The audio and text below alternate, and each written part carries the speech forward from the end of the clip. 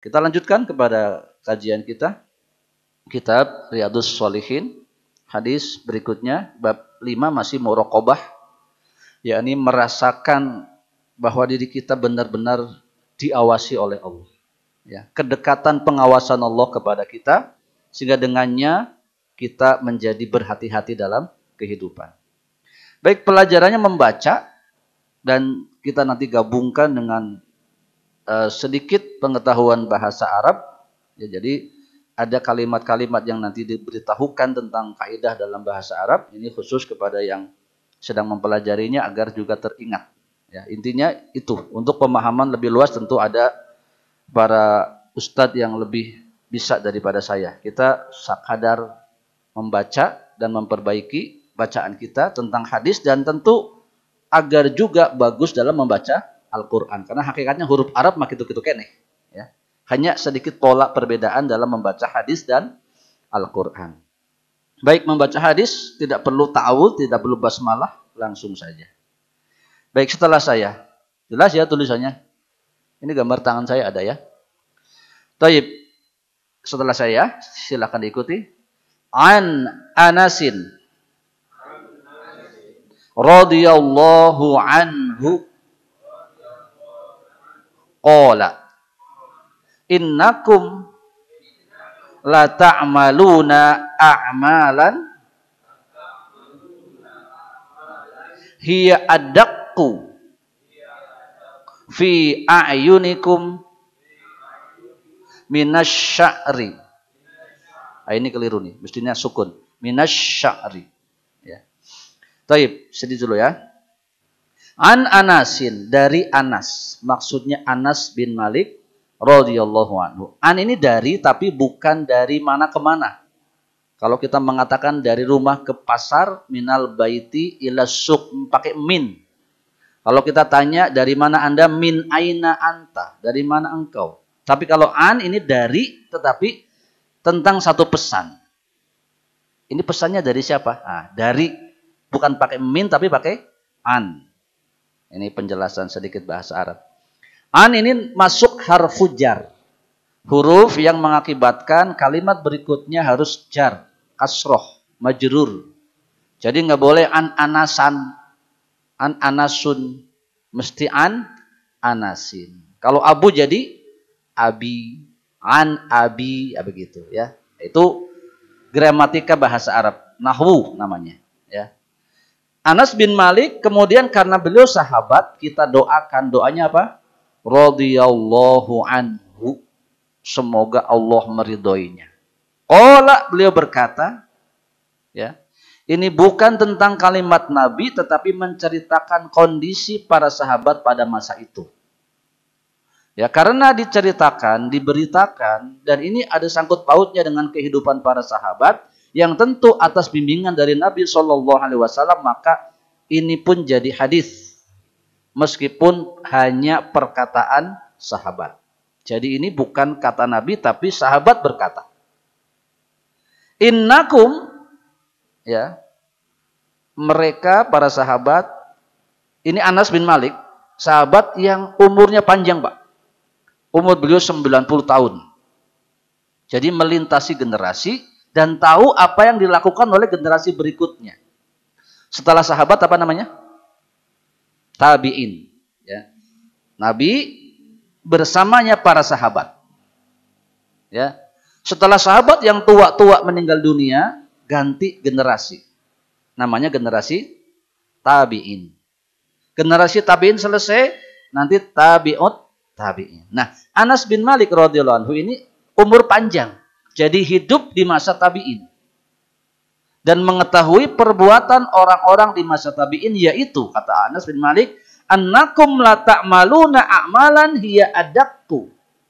Kalian-kalian ini, kata beliau, melakukan perbuatan-perbuatan dalam pandangan kalian, a'yunikum, dalam pandangan kalian, minasya'r, ya, lebih halus dari rambut. Maksudnya banyak di kalangan orang sudah meremehkan dosa-dosa kecil. Zaman dulu, Pak. Kalau zaman sekarang sudah banyak orang meremehkan dosa besar. Gitunya. itu dibalik. Ya. Atau sudah keterlaluan. Sekarang ini orang sholat, orang tidak sholat sudah biasa. Sudah tidak digenggerehkeun deui. Ya. Bukan dianggap orang tidak baik kalau orang tidak sholat. Ya, padahal dia sudah meninggalkan dosa besar. Baik, jadi begitu. Berikutnya, kita baca lagi. Setelah saya. Kunna na'udduha, silakan. Ala ahdi Rasulillahi sallallahu alaihi wasallam minal mubiqati rawahul Bukhari wa qala al mubiqatu al muhlikatu. Baik. Kunna, sedangkan kami, na'udduha, menghitungnya, menganggapnya, ala ahdi Rasulillah sallallahu alaihi wasallam, pada masa Rasulullah. Jadi beliau berbicara pada masa tabi'in, dikembalikan pada masa Rasul mah kita nganggap yang seperti ini minal mubiqat, adalah perkara yang menghancurkan. Jadi meskipun dosa-dosa itu kecil, pada masa sahabat dianggap dosa besar, berbahaya sehingga tidak dilakukan atau tidak banyak orang yang melakukan. Itu bedanya. Jadi cuma sekedar menceritakan kondisi. Untuk apa? Ya untuk introspeksi. Kalau sudah begitu masa kita ikutan. Apalagi di masa sekarang di mana sudah lebih lagi, bukan saja dosa kecil yang dianggap biasa, dosa besar pun dianggap biasa. Bahkan orang yang tidak berdosa dikatakan aneh. Aneh kamu ini, orang lain mah begitu, kamu begini. Ya. Sok aja Pak, bapak-bapak senantiasa pakai sarung, pakai baju koko, pakai peci, setiap sewaktu sholat ke masjid jadi anggap aneh teh. Kubatur teh. Si jalmi teh sok alim cenah. Kadang-kadang begitu. Ya. Baik, jadi sudah terbolak-balik. Rawahul Bukhari, hadis riwayat Bukhari. Kenapa Bukhari pakai iya sukun namanya?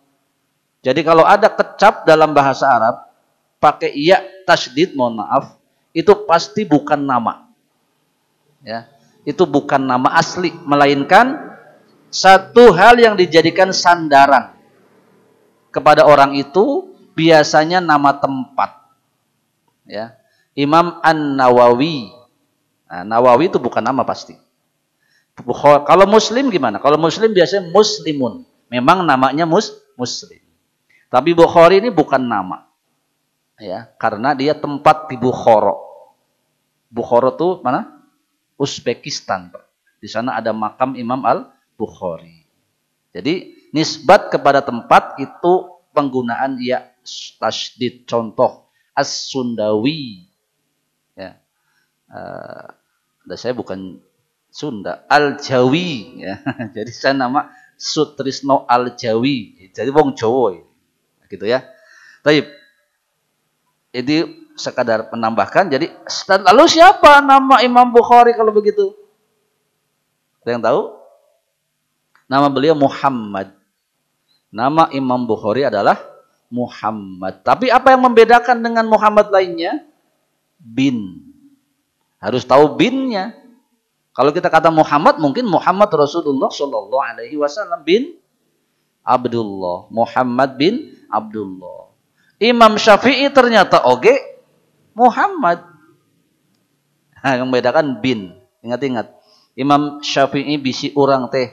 Madhab naon Kang? Syafi'i. Oh, mantap jawabnya. Siapa nama Imam Syafi'i? Sahanya berarti tidak bermadhab ya tamah. Ngaku-ngaku hungkul. Ya. Madhab Syafi'i, Imam Syafi'i nama Muhammad bin Idris. Ya. Nama beliau Muhammad bin Idris. Imam Bukhari nama beliau Muhammad bin Ismail. Nah, itu. Nanti ada Muhammad bin Muhammad bin Muhammad. Dia Muhammad, bapaknya Muhammad, akiknya Muhammad. Itu Imam Al-Jazari, ya, yang menggagas kitab tajwid ya. Baik, sekali itu jadi wal mubiqatu ya, kata tadi di awal ini dosa kecil dianggap remeh adalah sebetulnya di al-mubiqat. Al-mubiqat adalah al-muhlikat, yaitu sesuatu yang bisa membinasakan. Ia memang kebanyakan dosa kecil diampuni oleh Allah otomatis dengan amal soleh. Seperti puasa kemarin nih. Puasa 10 Muharram menyebabkan diampuninya dosa setahun yang lalu. Itu dosa kecil. Ya. Tapi ketika dosa kecil dianggap biasa, terlalu banyak dilakukan, nanti orang akan jadi kebablasan. Sehingga terjerumus dia melakukan dosa besar. Itu yang dikhawatirkan. Hadis riwayat Bukhari saja. Baik. Berikutnya. Kita baca hadis nomor 64. Setelah saya. Nanti nama Anas, Abu Hurairah nanti menjadi akrab. Sahabat-sahabat Nabi Shallallahu Alaihi Wasallam. Setelah saya. An Abi Hurairah. Silahkan. Radhiyallahu anhu. Anin Nabiyyi. Sallallahu Alaihi Wasallam. Qala Inna Allah Ta'ala yagharu wa ghairatullahi ta'ala an ya'tiyal mar'u ma harramallahu alaihi muttafaqun alaihi. Taib. An Abi Hurairah, dari, nah ini dia, nggak boleh Abu, tapi kalau menerjemahkan Abu, jangan Abi, kita kan nggak pakai bahasa Arab. Dari Abu Hurairah. Kenapa di sini tidak ikut-ikutan i? Nah, nanti pembahasannya beda. Dalam kaidah ada dikecualikan. Nama-nama orang yang menggunakan tak marbutoh itu, kalaupun kondisinya kasroh, dia harus fathah. Ya. Aisyata, an Aisyata. Kalau kasroh tetap fathah, tidak boleh an Aisyati. Itu salah satu kaidah. Ya. Radhiyallahu anhu, semoga Allah meridhoinya. Nanti ada radhiyallahu anha, seperti sholat mayat, Allahumma ighfir laha. Kalau hu menunjukkan objek yang diinginkan adalah laki-laki. Semoga Allah meridhoinya. Nya di sini siapa? Abu Hurairah. Da Abu Hurairah apa meget. Ya. Anin Nabiyyi kadia dari Nabi sallallahu alaihi wasallam. Sallallahu alaihi wasallam tidak ikutan, dia harus fathah juga. Qala bersabda. Jadi yang bersabda Nabi sallallahu alaihi wasallam dinukil oleh Abu Hurairah. Apa katanya?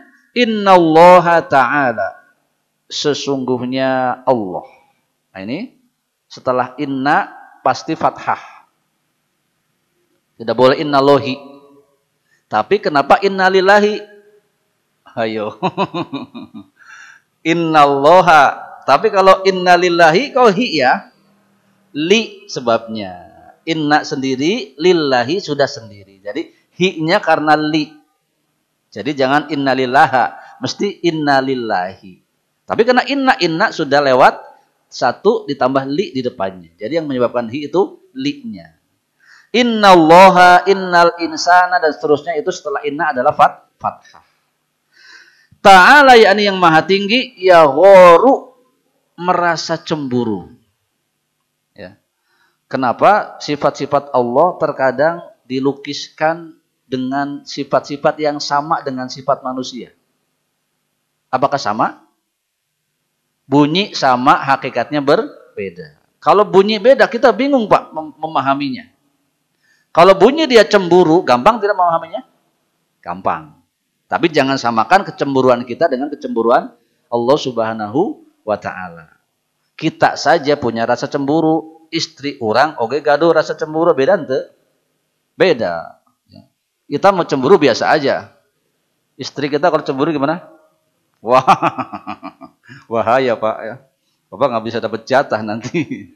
Nah, apa itu cemburu?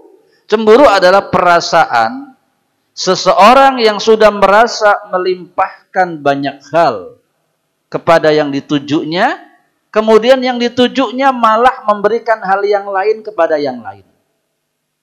Ya. Contoh, Bapak sudah dangdan. Mestinya yang ingin diinginkan pujian dari istri. Tapi istri kalahkan ningali nusanes, wah cemburu kita. Ya. Kita sudah memberikan sesuatu kepada istri kita, anak kita. Tiba-tiba anak kita disuruh nggak nurut. Itu ada cemburu di situ.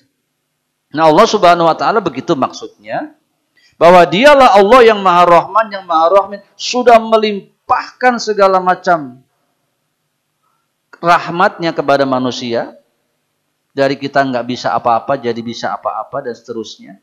Hidup kita juga ini adalah pemberian dari Allah. Kok tiba-tiba manusia itu, ya, ini, an ya'tiyal mar'u ma harramallahu alaihi. Manusia mendatangi perkara yang dilarang oleh Allah, yang diharamkan oleh Allah. Ya.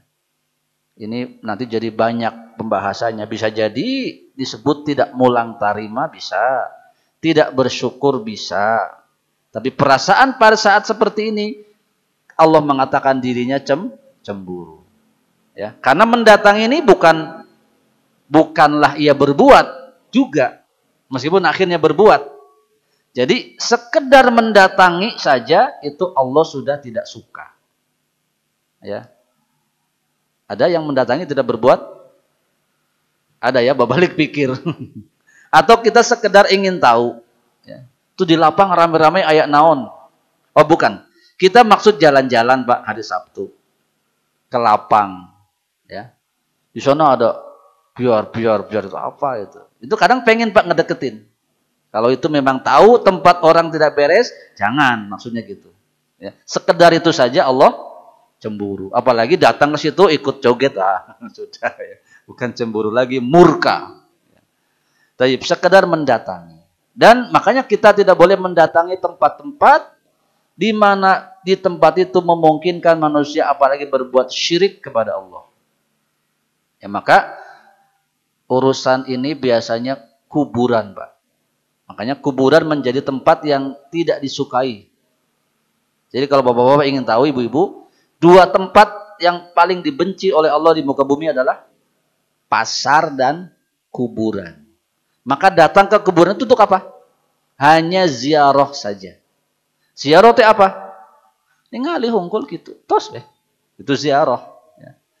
Maka ketika kita mencoba tiba-tiba mendengar ada makam keramat. Saya tidak akan buat syirik, saya cuma mau datang saja. Jangan coba-coba. Ya. Kalau sudah sampai sana nanti ada aura. Aura itu hawa. Kondisi di mana kita yang pertama keeng. Yang kedua reus. Yang ketiga terbawa suasana. Yang keempat setan masuk, oke ya. Nanti ikut-ikutan Pak. Ikut-ikutan berbuat syirik seperti orang-orang yang berbuat syirik di kubur. Tidak semua orang datang ke kuburan berbuat syirik ya. Tapi ada. Insya Allah sekarang banyak buktinya di YouTube ada orang cium kuburan. Ya sholat menghadap kuburan. Meminta kepada penghuni kubur. Kalau ditanya mah enggak, tapi buktinya banyak. Ya di media-media beredar ya. Ya kita tidak, jangan dekati kayak gitu. Allah akan cemburu. Baik, hadis riwayat Al-Bukhari. Satu lagi, mari kita baca. An Abi Hurairah, silakan. Radhiyallahu anhu, annahu sami'an nabiyya sallallahu alaihi wasallam. Sebentar Pak, hadis ini sangat panjang Pak. Ya. Hadis ini sangat panjang, kita baca sampai sini saja ya. Nanti seterusnya saya baca. Inna salasatan min bani Israila abrasa wa aqra'a wa a'ma aradallahu an yabtaliyahum fa ba'atsa ilaihim malakan fa atal ardrasa fa qala ayyu syai'in ahabbu ilaika. Baik, hadis ini sangat panjang, kita baca sampai di situ, nanti seterusnya oleh saya. Tentang kisah 3 orang yang ketiganya diberi pertolongan oleh Allah melalui malaikat. Dan 2 orang dari yang itu lupa dan tidak bersyukur, akhirnya nanti dicabut kembali pertolongan dari Allah. Yang satu selamat dan kekal dengan pertolongan Allah. Dari Abu Hurairah radhiyallahu anhu, annahu sami'an nabiyya, bahwa beliau mendengar Nabi SAW yaqulu bersabda, inna salasatan min bani Israel, ada 3 orang dari Bani Israel. Yang seperti ini tergolong kisah Israiliyat. Kisah tentang orang-orang sebelum masa Nabi SAW. Boleh apa tidak menceritakan kisah Israiliyat? Kisah tentang orang-orang terdahulu dari kaum Bani Israel. Jawabannya boleh. Bahkan sebagian besar kisah dalam Al-Quran adalah Israiliyat. Tetapi dilihat mana yang sahih dan mana yang tidak sahih. Ya. Yang sahih dan jelas-jelas ketidaksahihannya jangan diceritakan. Contoh, ya, ada dalam kitab tertentu, dan ini malangnya dibaca umat Islam di malam Jumat. Itu kisah Nabi sebetulnya, tapi di situ ada kalimat, pada saat Nabi lahir, unta-unta fasih berbahasa Arab. Ya, jadi unta-unta pada ngomong bahasa Arab, Pak. Pada hari lahir Nabi Muhammad SAW. Ini nggak benar dan sulit dibuktikan. Dan kalau itu terjadi, itu jadi cerita yang masyhur. Karena aneh, Pak, manusia hari itu ngomong dengan unta berbahasa Arab. Dan jadi aneh kepada Nabi yang lahir itu. Ingin saya katakan, Nabi lahir itu, Pak, Ibu, manusia biasa. Tidak ada orang tahu kalau itu Nabi. Makanya hari lahir Nabi tidak ada kesepakatan tanggal berapa-berapanya. Karena hari itu si jabang bayi belum diperhatikan kecuali oleh keluarganya saja. Karena tidak ada pemberitahuan hari itu lahir Nabi. Kenapa? Nabi itu diangkat jadi Nabi umur 40, Pak. Kenapa? Oleh karenanya Abu Lahab yang menjadi calon musuhnya itu suka kepada lahirnya keponakannya. Maka digendonglah, dibebaskan budaknya. Coba kalau tahu itu calon Nabi, dikumahakeun. Dipencet hari tak kene beureun. Ini kadang-kadang orang suka mengagung-agungkan hari lahir Nabi, ya kita bersyukur kepada lahir-lahir Nabi, tapi bukan seperti itu. Karena memang tidak ada tuntutan apa-apa. Karena apa? Hari lahir Nabi itu, Nabi belum dianggap sebagai Nabi. Orang-orang tidak ada yang tahu. Ya. Baik, maksudnya adalah itu kisah Bani Israel yang batil. Tadi apa? Unta bicara bahasa Arab. Satu lagi kisah yang beredar, menikahnya Zulaikha dengan Nabi Yusuf. Kisah itu ada dalam Al-Quran. Nabi Yusuf dirayu oleh istri Al-Aziz. Tidak ada namanya, Pak, di Quran. Lalu muncul kisah Israiliyat. Bani Israel. Namanya siapa? Zulaikha. Itu kisah saja. Boleh? Boleh, saya terserah. Mau Zulaikha, mau Juleha, bebas nama mah ya. Nggak ada. Tapi kisah itu ada. Tapi menikah, ini bahaya. Karena sudah bohong. Karena tidak ada ceritanya. Nggak ada faktanya. Nabi Yusuf menikah dengan Zulaikha. Malangnya ini dipakai doa oleh para penghulu. Perhatikan Bapak, kalau sudah selesai menikahkan, persatukan ini kedua pengantin seperti Khadijah dan Muhammad SAW, seperti Ali bin Abi Thalib dan Fatimah radhiyallahu. Ini benar, Pak, tapi tempo-tempo Nabi Yusuf dengan Zulaikha ini mestinya tidak. Ya, ini malangnya kita. Artinya kisah yang benar silahkan, yang salah ya jangan. Ya, seperti ini benar. Kenapa? Disebut dalam hadis sahih. Jaminannya apa? Hadis sahih, Pak. Ya, nanti riwayat muttafaqun alaih. Tentang 3 orang di masa Bani Israel, yaitu yang pertama, dia punya penyakit abros. Kusta. Kulit, penyakit kulit. Yang kedua, akro. Botak. Ya, botak rambut. Ya. Ini botak penyakit, bukan botak karena bapak-bapak banyak mikir atau sudah tua ya. Yang ketiga buta. Kemudian Allah hendak menguji mereka dengan mengutus malaikat menemui mereka. Kemudian pertama datang kepada fa'atal abroso, kepada orang yang punya abros, kemudian berkata, ayu syai'in ahabbu ilaika, adakah engkau mempunyai keinginan? Maka ia menjawab, ya, saya ingin launun hasanun wajildun hasanun. Aku ingin warna kulit yang bagus, kulit yang indah. Wa yadhabu anil ladzi qadarani annas. Aku ingin apa-apa yang membuat manusia jijik hilang. Ya, intinya ingin penyakitnya sembuh. Maka famasaha, diusap. Jadi salah satu pengobatan memang diusap. Ini yang mengusap siapa? Malaikat. Tapi kalau ada manusia mengobati dengan cara mengusap, hati-hati. Jangan-jangan sihir. Karena pengobatan sekarang kalau main usap, nggak usah ada rumah sakit.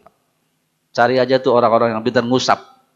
Bikin khusus rumah sakit pengobatan diusap hungkul. Insya Allah lebih murah. Ya.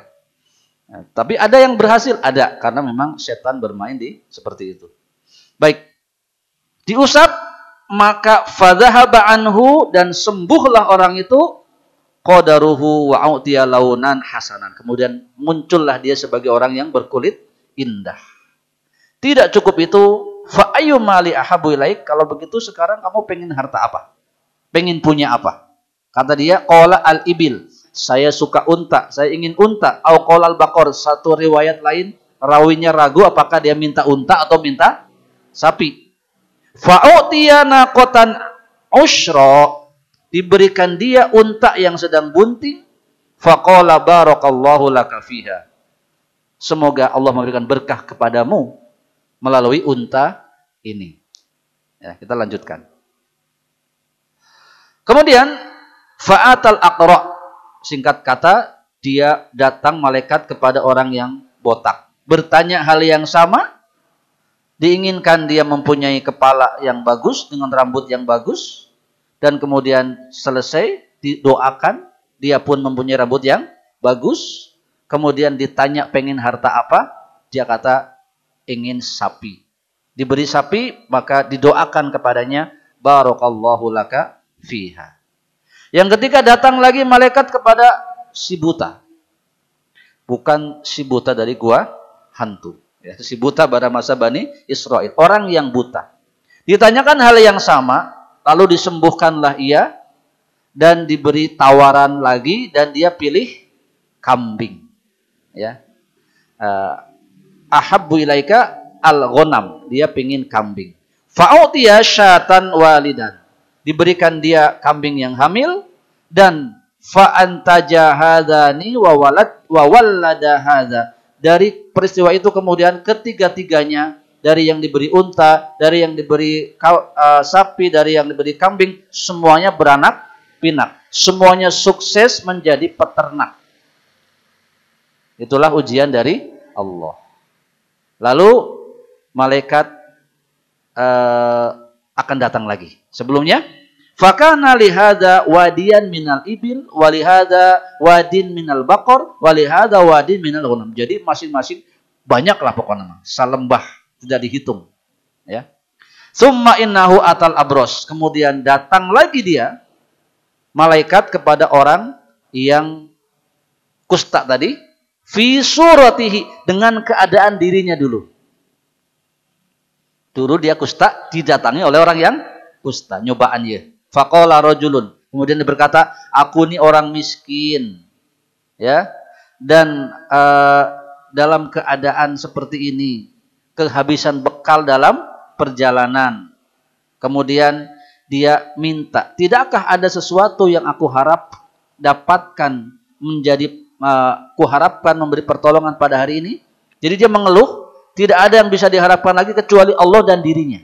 Kemudian dia, as'aluka billadzi a'taka, coba engkau berilah kepada aku ini, ya, sebagaimana diingatkan, a'taqal launal hasan, sebagaimana dulu engkau pernah diberi warna kulit yang bagus, wal jildal hasan, dan kulit yang warna kulit yang bagus dan kulit yang lembut, wal mal dan harta bi'iron ataballu bihi safari, ya. Dan harta supaya aku dapat melanjutkan perjalananku. Intinya orang yang kusta tadi minta pertolongan agar dirinya bisa mendapatkan beberapa harta untuk melanjutkan perjalanan. Apa jawab itu? Faqala al-haququ katsiroh. Banyak amat yang kau minta. Ya. Tayyib. Kemudian dilanjutkan. Faqala, orang ini pura-pura dengan kalimat ka'anni a'rifuka. Aku ini sepertinya kenal denganmu. Alam takun abroso yakdzurukan nas. Bukankah engkau ini orang yang dulu juga kusta dan manusia tidak suka padamu? Fakiron, fakir juga. Fa'atakallah, dan Allah memberi sesuatu kepadamu. Faqala, ternyata dia bohong. Innama waristu hadzal mal kabiron an kabiron. Oh bukan, ini dia hartaku warisan dari mbah-mbahku dulu. Ya, dia bohong. Faqala in kunta kadziban fasayyarakallahu ila ma kunta. Jika kamu ini dusta, Allah akan menjadikanmu sebagaimana keadaanmu semula. Ya. Kita singkat, orang itu pun datang kepada orang yang botak tadi dan sama, dia tidak mendapatkan yang diinginkan dan didoakan lagi sama, sehingga engkau bila bohong engkau akan menjadi seperti dulu. Terakhir dia datang kepada a'ma. Wa atal a'ma fi suratihi wa hayatihi. Dan dia datang kepada orang yang buta dalam bentuk keadaannya yang dialaminya dulu sebagai orang yang buta. Kemudian memohon, rojulun miskin, aku ini orang miskin, wabnu sabil, dalam perjalanan, in qata'ta bi al-hibalu fayasafari. Ya. Aku seorang laki-laki miskin telah kehabisan bekal dalam perjalananku, tidak ada. Fala balagholi, tidak ada yang aku harapkan al-yauma pada hari ini illa billahi, kecuali Allah, tsumma bika, dan engkau. As'aluka billadzi radda alaika. Aku meminta kepadamu, ya, agar engkau memberi pertolongan. Alaika basaraka, seperti engkau telah dikembalikan penglihatanmu olehnya. Syatan, yaitu kambing, ataballahu biha fi safari, agar aku dapat melanjutkan perjalanan. Nah, dia beda. Orang ini beda. Faqala qad kuntu a'ma, aku dulu juga buta. Faraddallahu ila basari, ilayya basari. Kemudian Allah mengembalikan penglihatanku. Fakhudz ma syi'ta, ambil sesukamu. Ambil yang kau inginkan. Wada' ma syi'ta, dan minta apa yang kau inginkan. Fa wallahi, dia bersumpah, ma ajhadukal yauma bi syai'in akhadtuhu lillahi azza wajalla. Demi Allah, aku tidak akan memberatkanmu pada hari ini. Sok, ambil semua untuk melanjutkan perjalanan. Ya, faqala amsik malak. Orang yang diberi memang bukan mau minta, ya, dia cuma menguji. Ya sudah. Amsik malika, tahan hartamu, jaga hartamu, ya. Fa inna mabtulitum faqad radhiyallahu anka. Sebenarnya ini hanya ujian bagimu dan Allah ridho kepadamu, ya. Wa sakhita ala sahibak, dan celaka, ya, memurkai saudara-saudaramu, dan Allah murka kepada dua orang saudaramu. Maksudnya dua orang yang diceritakan sebelumnya, yaitu yang memiliki penyakit kusta dan botak tadi, ya. Dan tentu berikutnya sang buta diselamatkan, hartanya dijadikan orang soleh, dan dua orang sebelumnya dimusnahkan hartanya dan menjadilah dia bukan orang yang soleh. Maksudnya adalah semua perbuatan kita adalah dilihat, diperhatikan oleh Allah. Apalah lagi kita pernah ditolong dengan hal yang sedemikian, maka patut sebetulnya teringat. Ya, ini kan jelas. Dulunya seperti itu, sekarang seperti ini. Kalau kita sih mungkin lah, ya. Nah, kadang ayah pantesna. Kalau orang bilang ayah pantesna sih atau sombong gitu. Kadang ada kalimat seperti itu, meskipun tidak boleh juga, ya. Tetapi hakikatnya orang yang dulu pernah sengsara, kemudian ditolong, mestinya dia ingat dulu siapa dirinya. Nah, ketika tidak, ya tentu pantas terjadi hal yang tidak baik terhadap dirinya. Maka itu perhatikan diri kita. Ya, semakin kita adalah orang yang pernah ditolong oleh Allah, dan pernah membutuhkan pertolongan dari Allah. Dan sekarang alhamdulillah itu semua ada pada diri kita. Semestinya kita lebih berhasrat untuk mengembalikannya kepada Allah dalam bentuk infak sedekah atau dalam bentuk ibadah yang lebih kepada Allah Subhanahu wa taala. Allah mengawasi kita pada saat susah, Allah juga mengawasi kita pada saat senang. Ya, sebagaimana manusia sesama kita yang pernah diberi pertolongan, kemudian kita berterima kasih dan mengembalikan, itu akan membuat senang. Allah juga demikian. Hadis muttafaqun alaih. Baik Bapak-bapak dan Ibu sekalian saya hormati dan dimuliakan oleh Allah Subhanahu wa taala. Saya kira itu perjumpaan kita pada hari ini membaca 3 atau 4 hadis tadi. Semoga bacaan-bacaan kita membuat kita semakin lemes ya dalam membaca hadis. Setelahnya nanti silakan baca hadis itu sendiri kalau ada kitabnya di rumah ya. Dan sama seperti Quran Pak, kalau kita belum pernah khatam baca kitab hadis, ya baca hadis ya nggak akan lancar ya. Makanya harus khatam dulu ya. Ini kitab Riyadhus Shalihin ada 1800-an hadis. Ya kalau sudah pernah khatam, biasanya lancar. Dibantu untuk lancar oleh Allah, dibantu untuk bisa menerjemahkan, dan setidaknya ada pemahaman yang lebih yang bisa langsung kita dapatkan. Baik, semoga bermanfaat dan mohon maaf apabila ada kekurangan kesalahannya. Subhanakallahumma wa bihamdika asyhadu an la ilaha illa anta astaghfiruka wa atubu ilaik.